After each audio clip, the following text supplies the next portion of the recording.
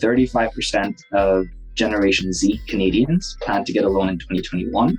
And it's really this emerging kind of generation of young adults that's facing ballooning prices and economic kind of crises that, and need to plan accordingly.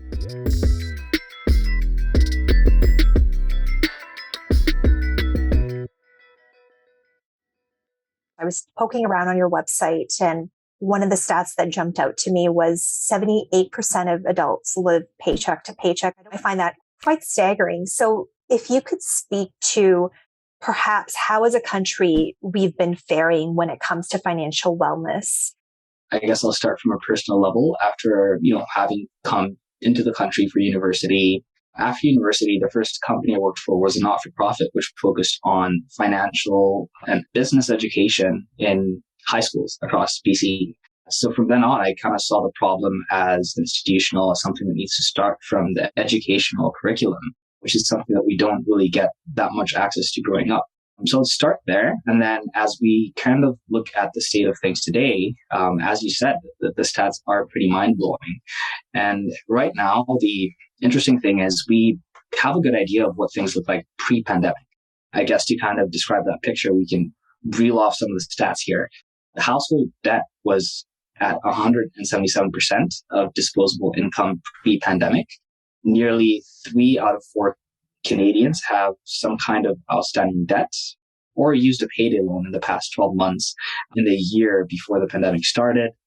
We're seeing mortgages as the largest kind of debt that Canadians incur, and that makes sense. So it's best that we prepare as best as we can before we make that life-changing decision. It literally is. Some other interesting statistics are that around 41% of Canadians surveyed in 2020 took out some kind of loan to buy a car.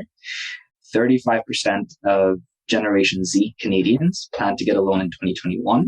And it's really this emerging kind of generation of young adults that's facing ballooning prices and economic kind of crises that, and need to plan accordingly. 13% of Canadians get personal loans to pay off their credit cards each year. More than 3 million Canadians have some kind of home equity lines of credit. In 2019, 73% of Canadians had some type of outstanding debt, which is ridiculous. Mm-hmm. And, with the pandemic in place right now, a lot of people have been laid off. A lot of people have had to resort to options and lending and financing and rates that they wouldn't agree to beforehand. So what we do know is that, there's going to be a resurgence of personal finance, I guess, problems and situations that Canadians will face as we exit the pandemic. And it's really about positioning yourself in a place of success in order to capitalize and, avoid financial ruin that could really set you back years and years behind. So right now, a lot of Canadians are taking out a lot of debt. There's an education problem and a personal finance awareness problem that needs to be tackled. And really the only way to institute that is to focus on the best practices, the education aspect. And through that, you really are setting yourself up for success in the future. How can MyMarble help many of these Canadians who are struggling or will be struggling in the near term? It starts with the education. No one's going to be in a perfect situation right now or past pandemic. And it's a matter of assessing where you are at the moment financially. And the only way to do that is to have access to relevant information. So it's about looking at, what debts that you have outstanding, what's the best way to manage the existing debt that you have without accumulating more debt, and finding resources that can help you along this journey, because it is a journey. It is a practice that you have to conduct on a continuous basis. There's tons of resources out there. One of the ways that families, households can start working on this today, of course, MyMarble Financial is a resource out there.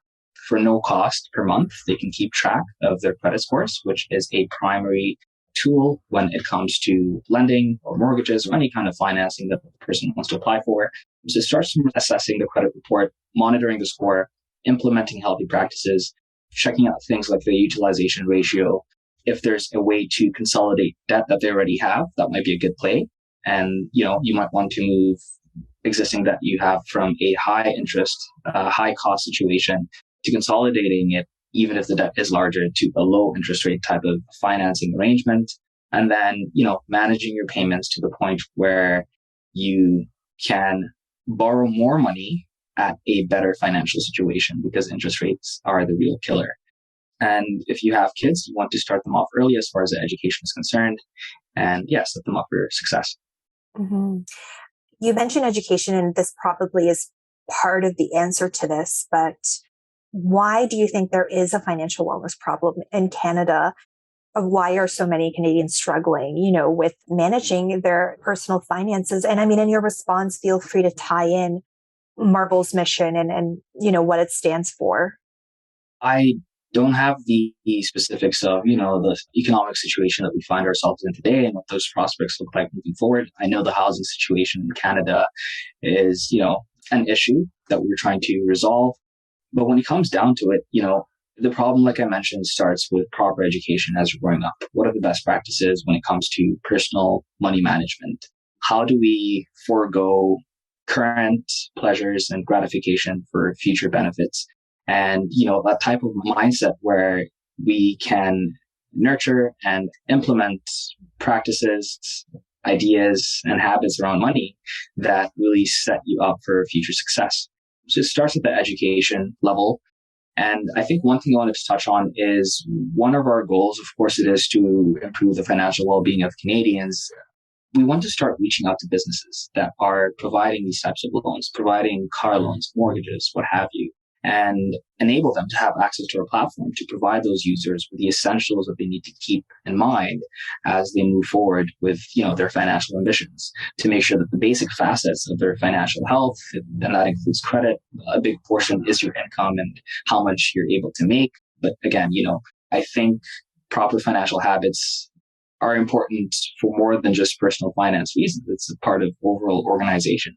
So one of the things that we want to focus on the business to business side is reaching out to businesses that provide these kinds of financing, allowing their customers access to our platform and guiding them and showing them. It is an awareness issue as well. So we need to reach out and let Canadians know that there are resources available to them, and they are able to reach their financial goals with proper planning.